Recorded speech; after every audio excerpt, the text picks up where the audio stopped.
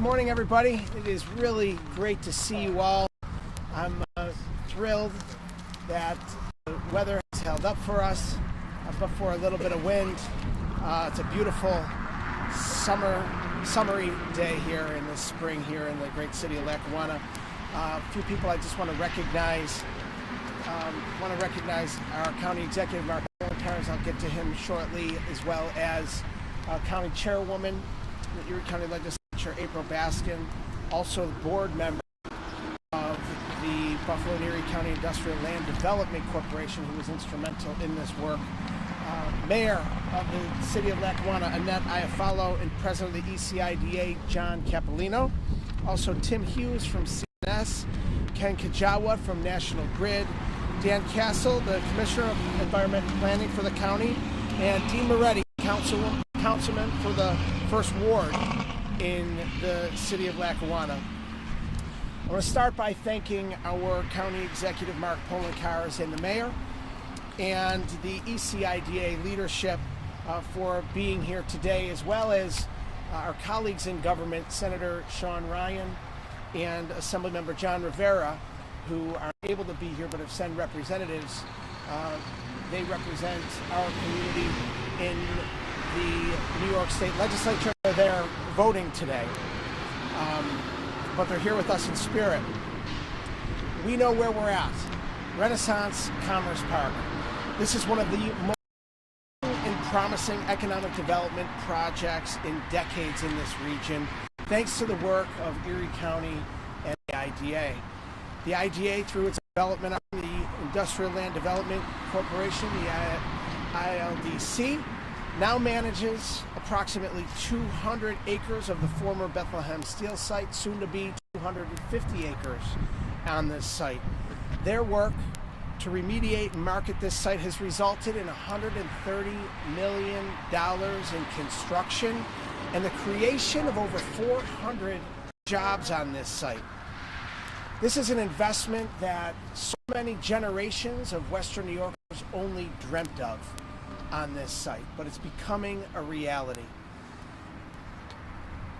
Manufacturers like TMP Technologies, maker of Mr. Clean Magic Eraser, Welded Tube USA, formerly and still Welded Tube of Canada, but that relocated here on this site, Sucro Sourcing, a sugar refining company that ships its sugar in all the way from South America right to the heart of our community at the Port of Buffalo, among others. And we're starting to see a spin-off effect here as well.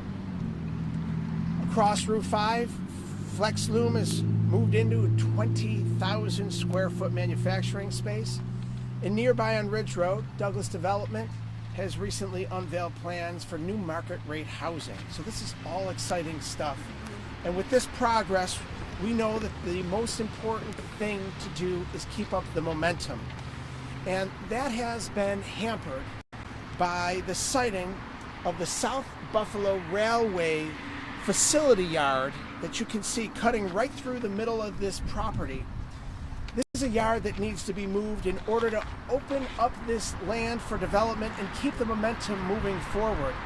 And with that in mind, I'm proud to announce that I was able to secure $1.8 million to move this rail line and open this land up finally for the development that our community has been waiting for.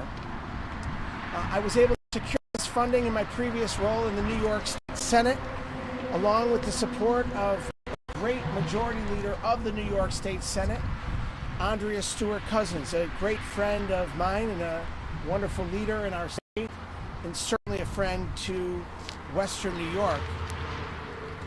This funding built off of the $5 million in funding that had been delivered through Governor Hochul's office and Empire State Development. So this $1.8 million is going to close the gap in funding that's necessary to allow Erie County, the IDA, and the Industrial Land Development Corporation to move forward with the development on this site and to continue the momentum that has been created because of the leadership of our community. It's going to open up another 48 acres of development on this site.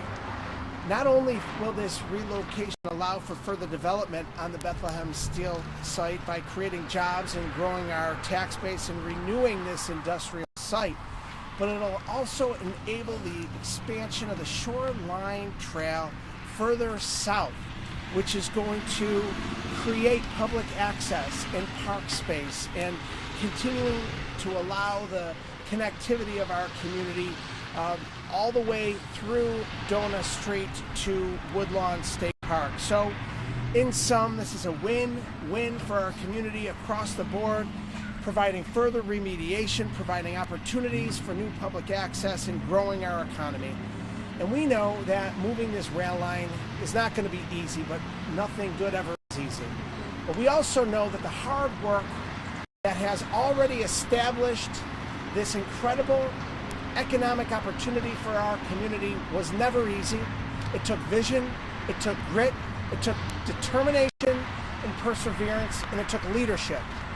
And that leadership standing right next to me. This is a vision of County Executive Mark Poloncarz and his team that back in 2017 decided through the ECIDA and the ILDC that our community deserved better than seeing the former Bethlehem Steel site rotting away as it has been for decades. And so I truly want to congratulate County Executive Poloncarz for his leadership and his team, many of which are here with us today, some of which are not here with us today, that saw this as the right opportunity and the right time. There's never a better time to do the right thing than the present. And that's what we're doing today. We're continuing to build off the momentum that's been created over the last nearly decade of vision and hard work by our great county executive and his team. So it's my honor to introduce our county executive, Mark Poloncarz. Thank you. Thank you. Thank you, Congressman. Thank you for your incredible work and effort to help us get to the point we are today. For those of you who don't know, this actually is not in his congressional district today, but will be January 1, when Lackawanna is returned back to the 26th congressional district where it should be. So thank you for your support and all that you've done to help us get to this point today. I certainly want to thank my partner in Erie County government, Chairwoman April Baskin, who also is a fellow board member of mine on the Buffalo and Erie County Industrial Land Development Corporation. It is the land holding arm of Erie County, and we could not do that work that we do at the ILDC without the strong support of the team and staff from the Erie County Industrial Development Agency, and you'll hear from John Capolino, but I want to thank John and his team for their work. Of course, we're here in the city of Lackawanna, and we've had a great relationship between the county and the city to ensure that these projects go forward. I want to thank Mayor Annette Iafallo and her team for their incredible efforts, as well as Councilmember Dean Moretti. For a long time, it seemed like nothing was ever happening here at the site, and there was a lot of reasons for that. But when I came into office, I wanted to ensure that we moved this site forward, that it just wasn't a vacant parcel of property as it had been for decades. And it took a team effort. It wasn't just one individual. It wasn't just Erie County. It was everyone that you see here. And I want to thank all my partners for doing that. These are the kind of things that matter. Sometimes people wonder, it's like, why does a rail relocation matter? Well, I want you to look right behind me. You see those two brand new buildings that are right along Route 5. You know what used to be there? A rail line. A rail line that stopped development. And back early on, one of the first things that was done at this site, before we had a name of the Renaissance Commerce Park, when it was just known as the vacant Bethlehem Steel site, was we realized if we were to acquire that land, and we did, one of the things we needed to do was to immediately move the rail line that was at the front of the site, which blocked access and blocked the availability of development on the site. And that's why we're here today. Because what you see behind me, we want to see exactly through the remainder of the frontage of the site, the 50 acres that extend further out. It matters. When developers talk about projects, they want road access, they want immediate access, and you can't have it when you're blocked by a rail line. So I want to thank our partners here today for the support of this project through the years. This would not have happened without everyone's support and help. And it doesn't happen unless you sit down and discuss this with the former owners, like Tecumseh was, and I want to thank Tecumseh, The railroad has been a part of this, and I want to thank them for their effort to ensure that what we do ensures further access for them to the site so that they can serve parties that are here, but that they also understand that we cannot build on this site with the rail line there. And just to give you another example of why that moving that rail line mattered, we moved it from the back, or from the front to the back, all the way to what is now Sucro sourcing. They would not be here without access to that rail line, which is immediately adjacent to their building. We never thought at the time, by moving the rail line there next to those old buildings, it would redevelop those old buildings, but it did. And it shows what happens when you actually think about how we're going to move this forward. So I want to thank Congressman Kennedy for his prior role for delivering the $1.8 million to fight to get this rail line moved. I certainly want to thank Governor Hochul and her team for the Fast New York dollars of over $4 million that was previously provided, because it's a double project. Not only do we have to remove the rail lines, but before we remove the rail lines, we have to build the new spur in the back so that all of that site will still have access and the railroad can still service this. So this money will go to initially build the new site, the expansion on the Poco yard, and then once the Poco yard expansion is in place, we can then remove the Y yard, and that will then allow these 50 acres to be redeveloped. As the congressman noted, it will also allow us to extend the shoreline trail. The shoreline trail is expected to go right to the front and then cross a bridge that is now servicing the rail line. Once it crosses the bridge, it goes on the other side of Smokes Creek, and the shoreline trail will follow the extension of Smokes Creek to the back of the site, and then we will be able to connect it to Woodlawn Beach for the first time, allowing a true connection where someone can ride a bike from the north towns straight across down Route 5 and reach Woodlawn Beach. So that is another advantage of being able to move the rail line. We'll be able to use the bridge, which currently services the rail line, as the bike trail extension, and it will be something that I think none of us could have imagined 10 years ago. But 10 years from now, we're all going to be very proud of the work that we did to get to this point today. So I want to thank all of our partners here. I also want to thank Assemblymember Rivera and Senator Ryan for continuing to advocate for the extension of the brownfield tax credits. Senator Kennedy was our prime sponsor in the Senate for the extension of the brownfield tax credits. He was able to get it when he was in the Senate, but now Senator Ryan and Assemblymember Rivera are advocating for the extension of the brownfield tax credits for the other side of that site. It is important to ensure that we can continue to develop it at the best value possible, and it just goes to show when a community comes together. After decades and decades of nothing happening, we finally said enough's enough. We need to develop this site. A lot of people thought it couldn't happen. A lot of people said it was too big a project to take on, but it's not too big a project to take on. We have a community united saying we're going to do this. I want to thank my partners from the state, from the city, from the county, and now, of course, in Congress, for the work that we've been able to do, because this is a legacy project. When people look back and say, what did you accomplish during your term in office? We can point to this and say, it didn't happen for decades, but it happened because we came together as a community, and I thank everybody for doing it. We are a better community for it, we are a stronger economy for it, and it's something we can all be proud of. With that, I want to introduce my partner in the Erie County Legislature, who sits, as I said, on the board of the Industrial Land Development Corporation, and is a strong advocate for this project since she's come into office, our chairwoman, April Baskin. Thank you. Thank you, County Executive. Greetings to all my colleagues in government who worked so hard to get us here today. This is a proud moment. It's a beautiful day to celebrate this moment. And to all of our partners that are standing on the other side of the cameras here today, we appreciate your hard work in getting us here.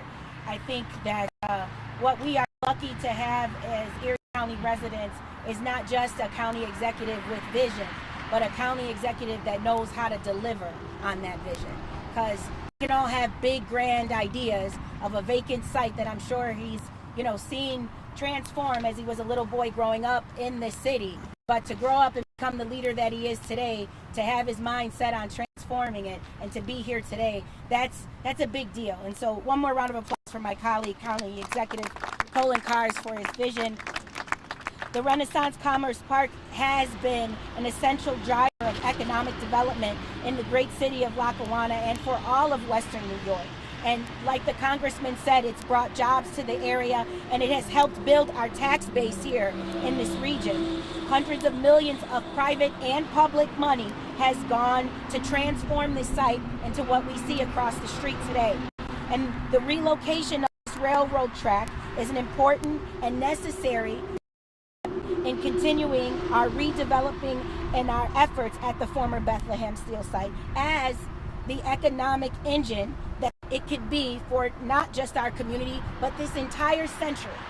I am so proud and grateful for Congressman Tim Kennedy and the majority leader of the Senate, Andrea Stewart Cousins, and the entire Western New York delegation, again lifting up Senator Ryan and Assembly Member John Rivera, for securing the $1.75 million to begin this process. And I also want to be on the record that I want to advocate for the legislation to extend these brownfield tax credits so that sites like this can be returned to the economic boosters that they can be and that Renaissance Commerce Park is designing and has a vision for them to be in the first place. So it is such a great day to be here. I'm proud to stand with a strong team of superheroes behind me that fly over our county every single day to get this kind of work done. And now one of our queen superheroes, my good friend, the Honorable Mayor of Lackawanna, Annette Iapella. Good morning and welcome to Lackawanna. I want to thank Congressman Tim Kennedy for leading this effort, along with Senate Majority Leader Stewart Cousins and our Western New York delegation in the New York Legislature to secure additional funding for Renaissance Commerce Park. Renaissance Commerce Park provides Lackawanna and Erie County with its greatest opportunity for attracting new development investments, revenues, and jobs for the communities we serve. Therefore, it is vital that we continue to invest in the site's infrastructure and to make more shovel-ready land available for development. And this funding will do just that. Again, thank you, Congressman Kennedy, for being such a strong supporter of Renaissance Commerce Park and a great, great friend to Lackawanna. Lackawanna also strongly supports the passing of legislation extending New York State's brownfield tax credit program, which has also been a key to the progress we have made here in Renaissance Commerce Park. Our city is a proud stakeholder with this transformational project led by Erie County Executive Mark Polenkars. Thank you so much, County Executive, and the ECIDA President John Capolino. And together we've shown how the brownfield tax credit program, when used strategically, is an effective tool for restoring productive use to abandoned industrial sites like the former Bethlehem Steel site that we're standing on now. Thank you, and it's my pleasure to introduce another partner, President of the ECIDA, John Capolino.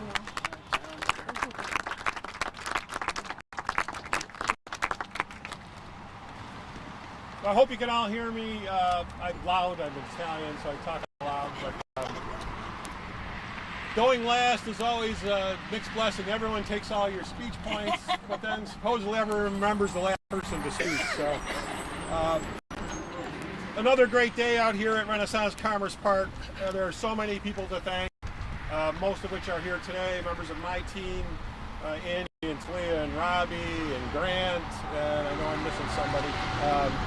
But, you know, great team to work with. I did want to thank everyone. One person I have to thank twice. So Congressman Kennedy and Senator Kennedy for the work that he did to bring us this money. Again, you know, under our team that we have a great local development team that includes many partners under our ILDC that have spent countless hours and worked on many projects to get this site to where it is today. You know, this site's a little bit challenging. There's a lot of infrastructure out here. There's a lot of legacy. I know I was talking to somebody the other day and I said, you know, it's not something that always makes the news, but I'm extremely proud to say we now have a sewer line that's actually carrying sewage, which probably isn't newsworthy, but for us it was a great accomplishment. We've got that done. And those are the type of things that really allow the development that you see behind us, to occur. I know people have mentioned a lot of our great tenants out there. I did want to recognize, I think Ryan here from Uniland. Uniland is a great partner. We've got a couple buildings up, and there's more to come. I think hopefully this year we'll start to see a couple more buildings on some parcels out here, which we've talked about. So really exciting times. One thing I wanted to mention about the rail project, truly that included the current owners of the property who will be donating some of the land for the new rail yard that will go back at the Poco Yard and the railroad. Our intention, as the county executive mentioned, is to continue to allow rail access for businesses that want to locate here. One of the things that we hear from site selectors and others is that rail access and electric access and access to a port and highways, this site has it all. That's why we're here today. That's why we really think all the investment we're making here is starting to bear fruit.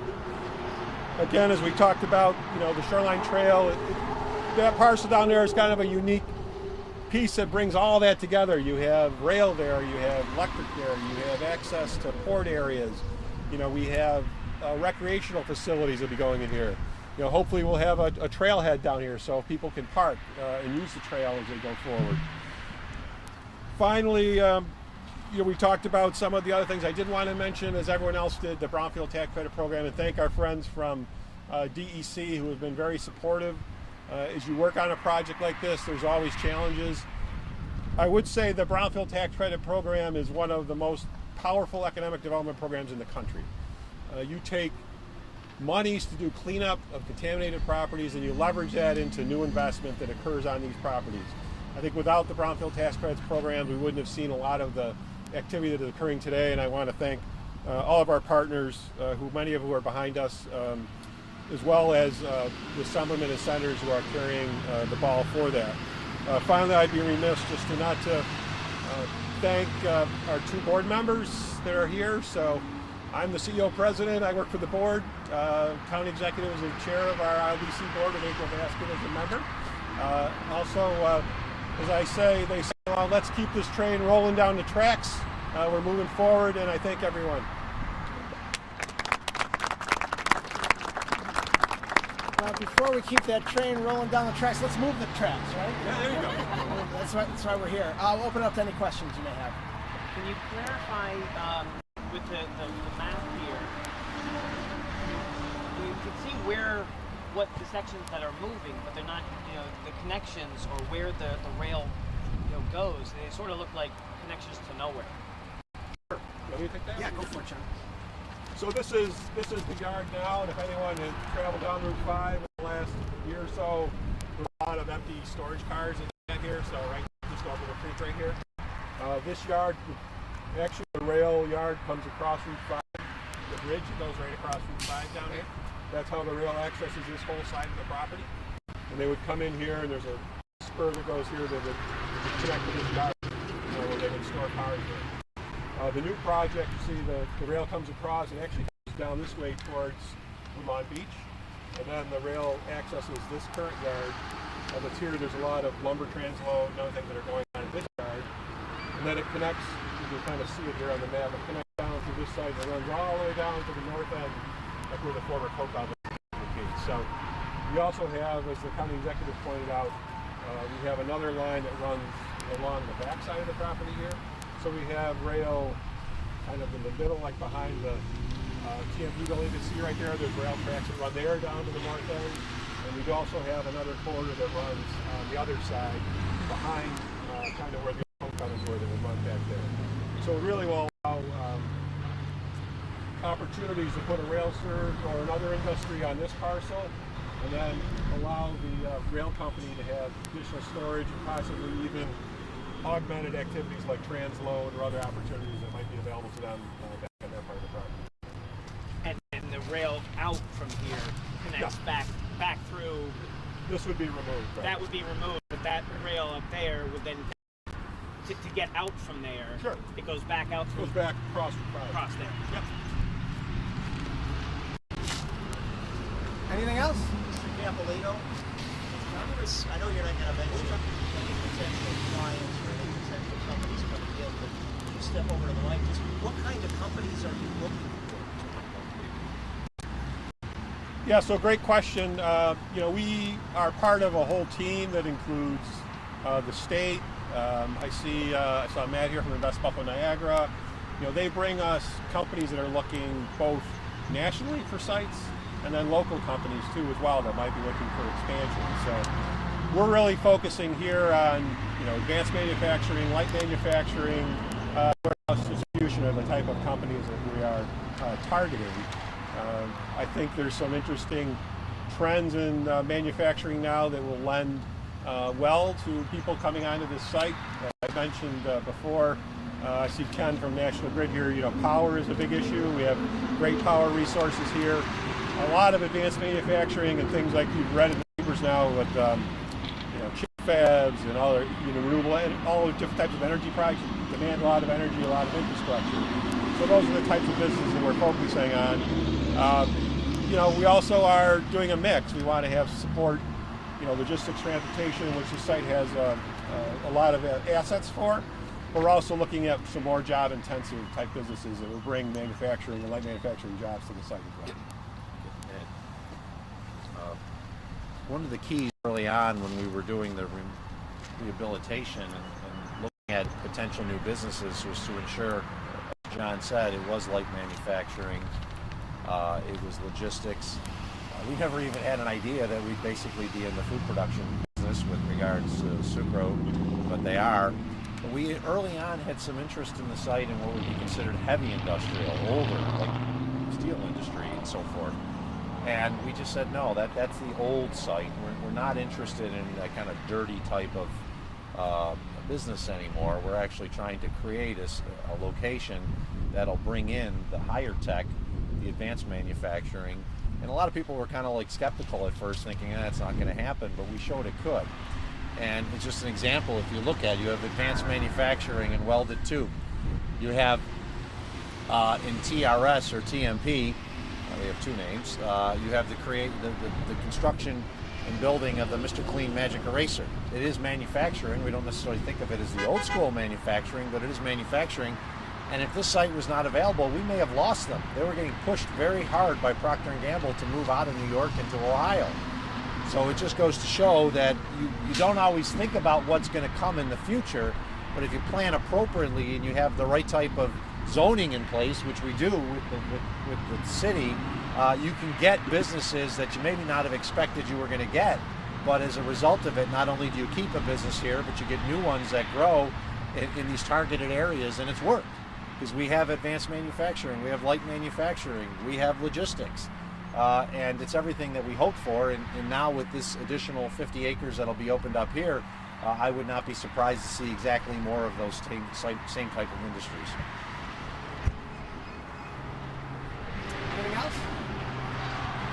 All right, thanks everybody.